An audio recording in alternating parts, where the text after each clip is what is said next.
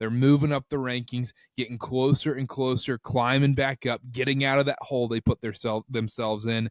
They now have won 2 straight Big 12 games. They get their road win against Colorado, and then tonight a massive, massive win over Cincinnati, a 28-point win. If you're watching on YouTube or X right now, you can see we got the box score pulled up. We'll dive into some stuff today. It'll be a shorter pod since it's solo. We're going to answer some Twitter questions, and we're going to talk about what this means for BYU going forward. But let's talk about tonight and what happened. So in the first half, BYU ends up going up 28-23 going into halftime. And a huge thing in college basketball, it is true in every part of this game, this sport. The end of the first half is so critical, and how you have momentum going into halftime is so critical on how that second half is going to play out. And I really think the most important play tonight was Egor Demin's three-point shot at the end of the first half. The momentum in the building at the Marriott Center, everybody going bananas. Best atmosphere of the season by far, without question so far this season. I think Arizona and Kansas, those are going to be unbelievable. Hopefully Tuesday night against Baylor's unbelievable. Can't wait for that one.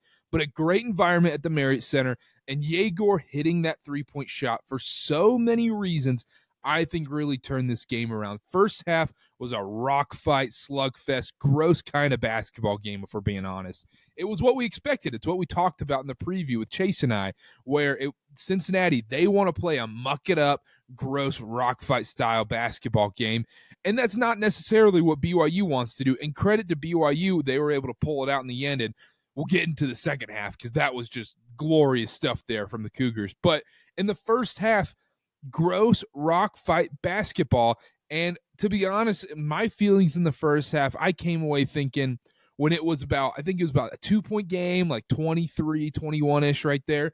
And the whole time I'm sitting there thinking, I go, BYU should be up more. BYU should be winning this game by a larger margin. And Cincinnati couldn't hit a thing. And credit BYU's defense, but Cincinnati's offense isn't anything special. And it just felt like there was a little bit of missed opportunities there. And, you know, speaking to some people before the game, what a lot of this coaching staff loved in the Colorado game was that once they took that lead in the second half, they never looked back. They said, all right, we got this lead, and we're gonna keep our foot on the gas. We're going to keep going. And that's what BYU did. That's what BYU did in the Colorado game, and that was the best part of tonight going into the second half. Look, could not miss a shot tonight. If you're watching on YouTube or X right now, you can see the 3-point field goals tonight. This team shot 15 to 24 tonight. They could not miss. The second half, they shot 11 for 15. 11 for 15 in the second half. You're going to win 100% of your basketball games if you shoot that percentage. Look, that's probably not sustainable going forward, but we'll dive into some stuff and what it means and just all that kind of stuff. But that momentum, that 3-point shot by Egor Demin going into the half propelled this team into halftime and going into the second half and gave them momentum. And most importantly, it gave Egor Demin the confidence tonight. The 2 MVPs from tonight we'll talk about right now is Egor was unfreaking believable. And Chase and I talked about it on our Colorado recap and our Cincinnati preview, where the beginning of that second half against Colorado, where things were a little more up-tempo, is a little more free-flowing basketball for BYU in that one. Egor was at his best. That's when Egor is – that is the top 10 pick we all know. That is who he is. That is what it takes to unlock him, is speeding up the tempo, getting more free-flowing basketball, because when it gets into these slow half-court, muck-it-up, super physical-type games, that's not where he's going to excel. And tonight, the tempo was increased and the ball was flowing, but his shot going down completely changes this team. It completely changes this team and how he's defended and how everybody else is defended, because Wes Miller, head coach of Cincinnati, talked about it in the postgame. He goes, basically, they didn't scout for Egor Demin. They were going to go under on screens and say, take the pull-up shot. You've shot 28% from 3 so far this season. We're okay with the pull-ups. And when he's able to take those shots and hit those 3-point shots, it opens up everything. Everybody gets involved. Tonight, it felt like everybody was hitting. Everybody was having open shots. Dawson Baker was hitting tonight. Cannon Catchings, we'll get into him here in a second. He was knocking down shots tonight. Richie, holy smokes, we'll get into him as well. When Egor is able to get things going like this, it changes everything. And that was so important to see tonight. He was controlling the tempo, especially in that second half, speeding things up a little bit. The ball was moving a little bit more. They talked about in the postgame how Kevin Young is emphasizing every time a player has the ball in their hands, you have half a second to make a decision. Just quick. You have half a second, make your decision of what you're going to do in half a second. And that's key because you can see in the last game and a half where they've been embodying that, where it's been a lot of quick movements. The ball's moving. There's a lot of off-ball movement going on. Kevin Young's finally starting to figure out his rotations, guys he trusts, shrinking the rotations a little bit, and that's what's needed. And a little more just flat out, this is kind of vanilla analysis right here, but hot potato basketball, moving the ball a little bit. And that's been key. Egor getting to his spots and being able to knock down shots just puts the defense in impossible positions. If he's able to keep people honest with his jump shot, no, I'm not saying he needs to shoot 3 for 5 from 3 every single night, shooting 60%. No, that's not going to happen. Let's be honest. 6 of 7 from the free throw line does change a lot of things. That was great. 9 of 11 from the free throw line, 81.8% from the line. That's fantastic. But Egor, we're not expecting a 60% three-point performance every game. Not at all. But 35-40, if he's a 35% three-point shooter, then the defense has to stay honest. And if the defense is having to come up more on those three-pointers, not being able to go under on screens, he's going to be able to expose that, get everybody else involved. He was moving. He ended up with 15.7 assists, 5 rebounds right there. Fantastic performance by Egor tonight.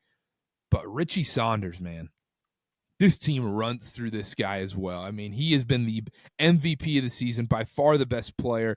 One thing I thought that was interesting in the postgame from Richie, he talked about Kevin Reynolds from the Salt Lake Tribune asked him, how his role is compared on offense compared to last year with Pope, running a lot of off-ball, cutting screens and whatnot, and how his offensive role has changed this year. And talked about that was the main it seemed like that was the main reason he came back and wanted to play for Kevin Young. Was Kevin Young said, hey, we're going to use you in this type of role where your hands are going to be on the ball a heck of a lot more. Meanwhile, Pope's offense was a lot more off-ball, back cuts, catch and shoot threes, which, to be honest, I'll be wrong on this one. I thought that's kind of where he excelled most.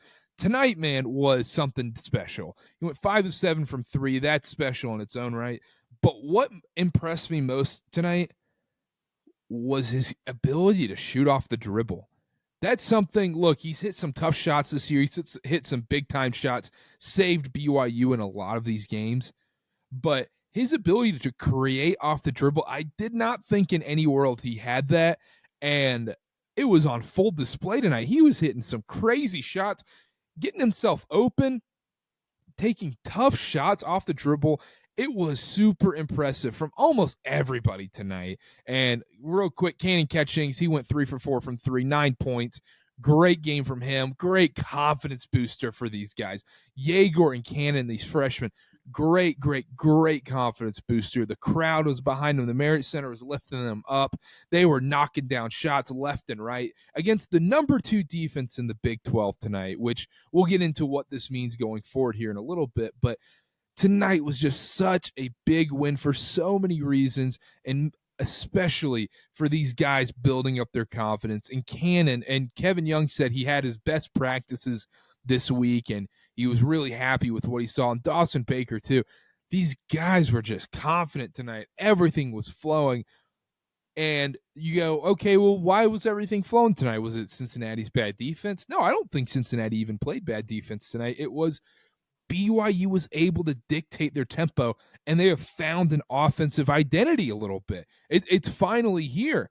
And does this mean they're going to win all their games by 20-plus points and go on this crazy winning streak and become a title contender? No, that's far-fetched. That's too much. But they have an offensive identity. Now, if you would have said, prior to the Utah game or TCU, Texas Tech, even though those were close games that they could have or should have won, they didn't really have an offensive identity, and they're figuring it out now that this team is designed to play a little faster, a little more up-tempo, and not this slow, methodical team. That's not who they are with heavy ISO ball. It's a lot of ball movement, and this is what Chase and I have been preaching nonstop this season, and we're finally seeing it on full display. Tonight was easily, without question, BYU's biggest win and most important win and their best win of the season. I have not seen this team look this good all season. And you can say, oh, they've had better, maybe better wins, more, they scored more points in games and whatnot. If you watch the game tonight, you just saw this was a different team that once again had an offensive identity. And that's so key. You have to know who you are in this game if you want to win, especially in the Big 12. Talent can only take you so far. You got to figure out who you are. And Kevin Young had to figure out guys he trusts. And it feels like he has the guys he trusts. Seems like some guys are taking a little bit more of a backseat role just based on this. And guys like Cannon and Dallin coming off the bench. And maybe that's their best role in this team because, look, the starting five right now, things kind of fit together and they're flowing together. And, don't mess up this momentum right now. That's what's key. And just a phenomenal win all around. And so right now, and we'll get into the quad stuff here in a minute, just talking about the game, post-game and everything. Wes Miller, head coach of Cincinnati, talked about the game, and he was talking about how pissed off he was because, his team really hit himself and his team. They value how much they defend. And coming into this game, Chase and I talked about it in our preview show. Cincinnati's the second best team in the Big 12 when it comes to defense and all the advanced analytics with defense, behind Houston, obviously, but Houston's in their own other world, if we're being honest, and Iowa State's great too. BYU just won by 28 points, 80-52 tonight. That second half was it was almost like the BYU Kansas State football game where you go, what just happened? Oh, that weird stretch of the BYU Kansas State game, the end of the second quarter, into the third quarter, where defensive touchdowns, Jake Retzlaff throwing dimes, touchdowns left and right. All of a sudden it went from, oh man, Kansas State could go up, 2-3 possessions going into halftime.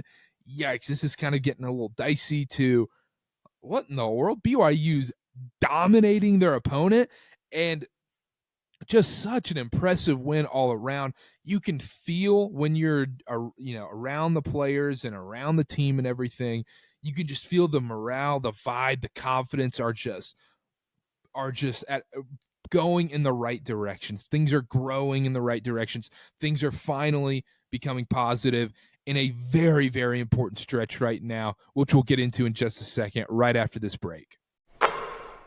Talking about BYU's confidence and trending in the right direction and going forward and all this stuff, I think BYU is going to look back at the end of the season and go and look at this stretch with Utah, TCU, and Texas Tech and go, how did we not win all those games? How on earth did we not win all those games? Because if things can continue to trend like this, no, BYU's not going to beat their opponents by 28 points or whatever, but this is really encouraging and impressive stuff in their last game and a half right now. And you can say, oh, it was Colorado, they stink, whatever. It's how it happened. It's not who they played against. It's how it happened. And tonight will just further shows how much this has changed in such a short amount of time.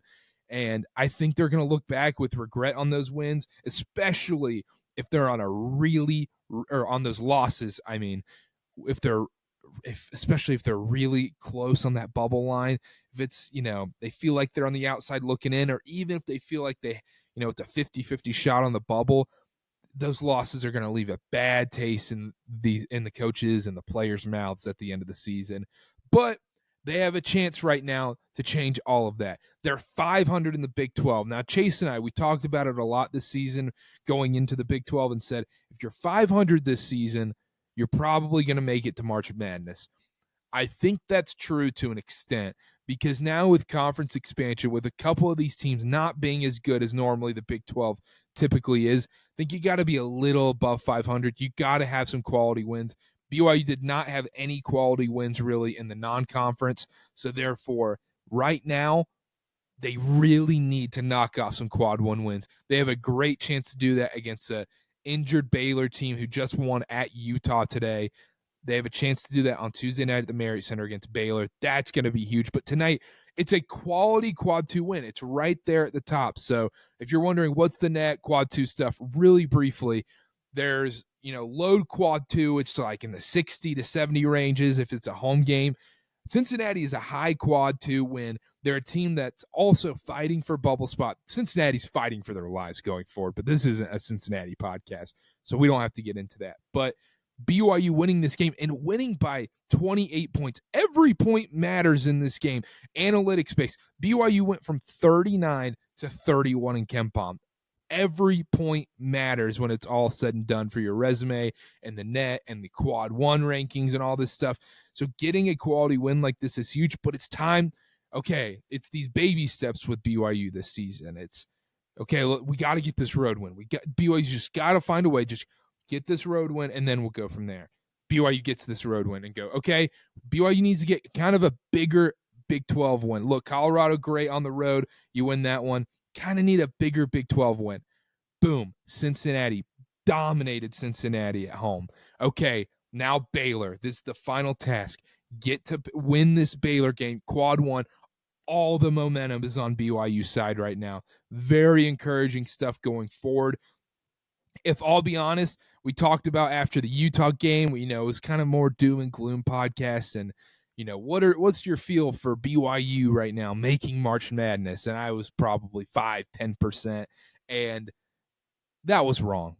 I think that was wrong after a performance like this. And honestly, if you asked me after the Colorado game, I would have said a little bit higher because how much I loved what I saw from that second half.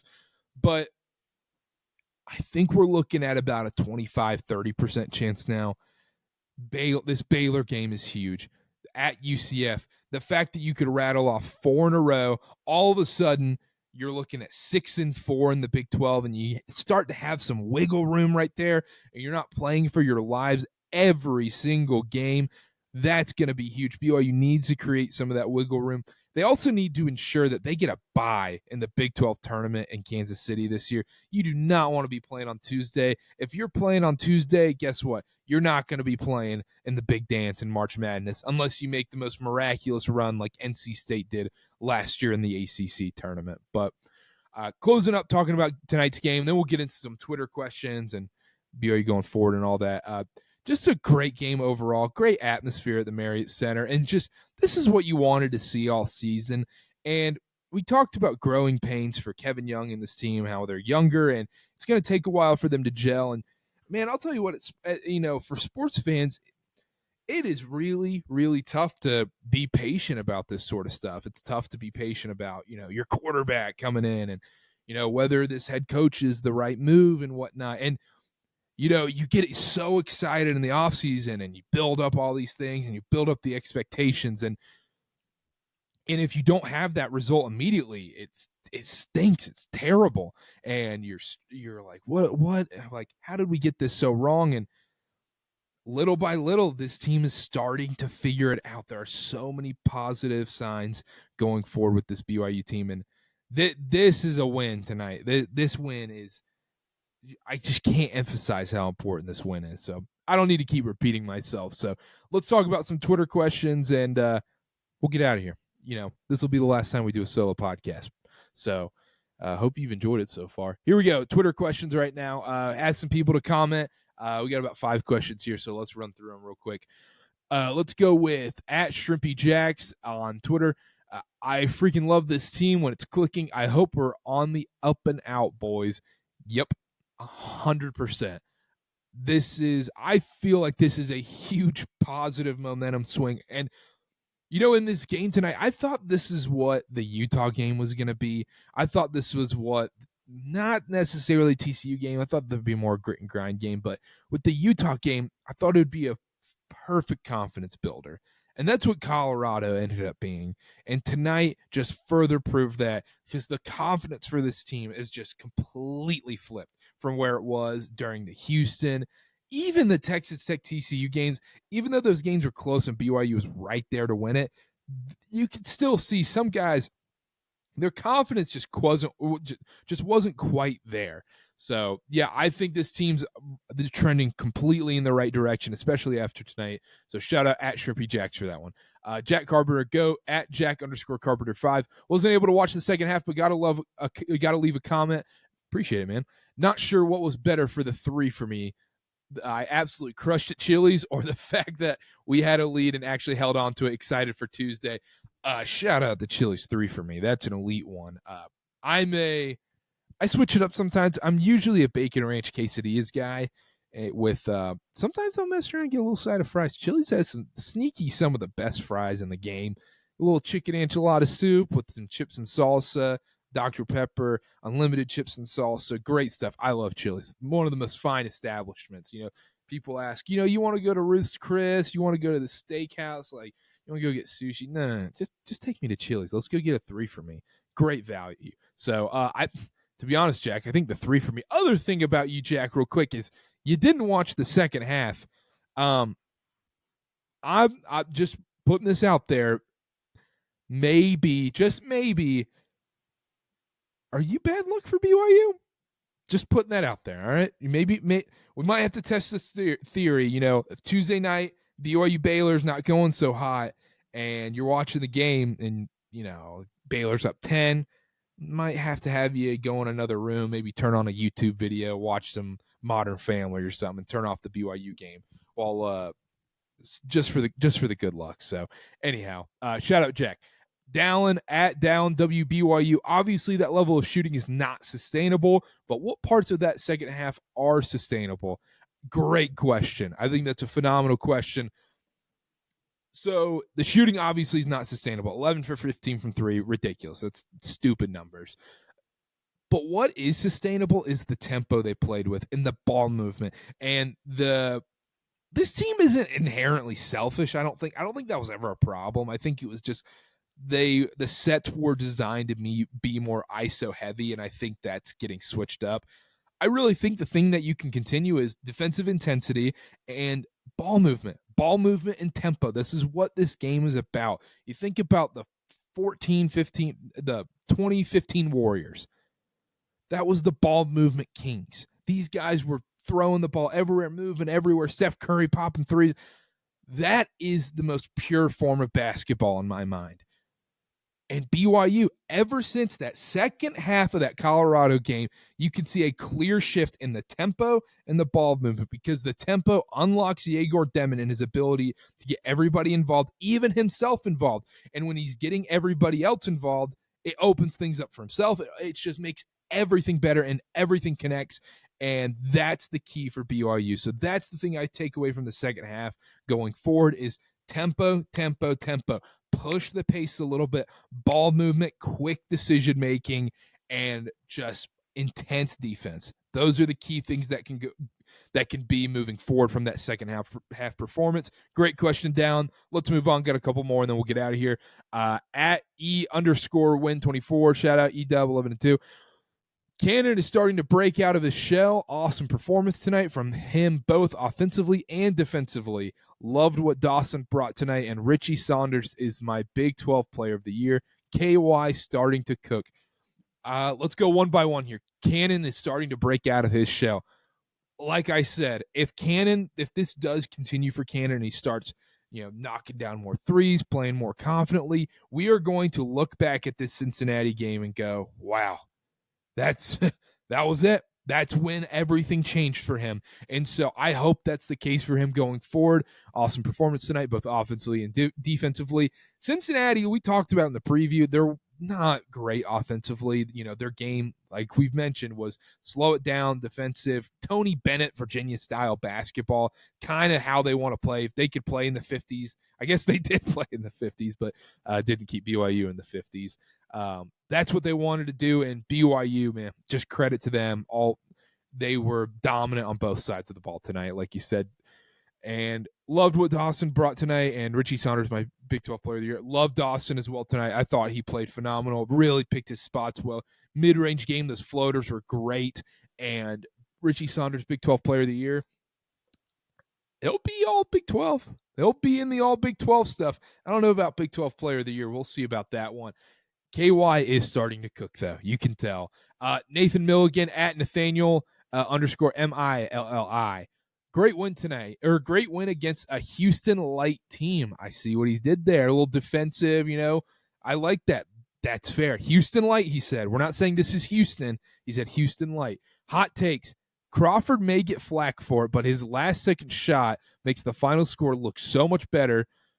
We'll get into the rest of his question. So Crawford taking that last-second shot.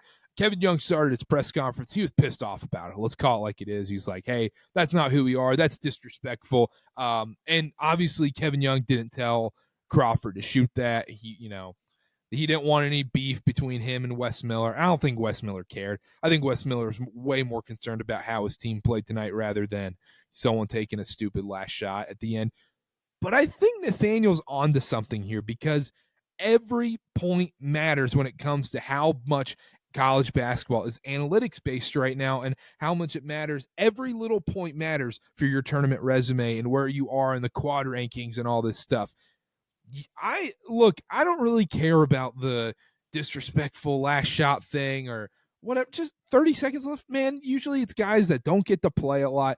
Let them take a shot. Who cares? We're not hurting anybody. If your feelings are hurt that the walk-on or a freshman that doesn't get a lot of minutes came in and took a shot when it was a 20-point blowout, man, make it a closer game. So, and Wes Miller wasn't saying that at all tonight. He didn't give a crap. So, but I do think every point matters, and I agree with Nathaniel here. It does make the score look a lot better. 80-52 sounds pretty nice. Egor won't even shoot that well the rest of the season, unfortunately. Those are some of his hot takes. Probably not, but I think if we can get to that 35-40% range, and 40% is probably a lot to ask, but that 35% range, he's able to keep the defense honest, and that's really what matters. And so, because if he's shooting 15-20% from three, like he has in some of these games, then his game really becomes more of like a Ben Simmons, where it becomes really limited. And so, I agree with you there. I don't think he'll shoot that well. I hope we're wrong. I hope we were wrong, Nathaniel. And then Mihailo minutes are more fun to watch than Keba Keita minutes. I think that's an interesting one. I think it all varies on matchup. I think Mihailo is going to get some burn here throughout the season because eventually guys like Keba and Foose are going to get into foul trouble in certain games, and they're going to need Mihailo Boskovic to get into these games and make an impact. And I think he's going to get more minutes, and I like when he's on the court. I think it just matters on, who's on the court. But love the hot take. Shout out Nathaniel Milligan. If you have comments, questions, anything, make sure to comment on our Twitter or DM us at ChurchBallPod on everything, at Chase_Roger0, at Karter BA are our personals.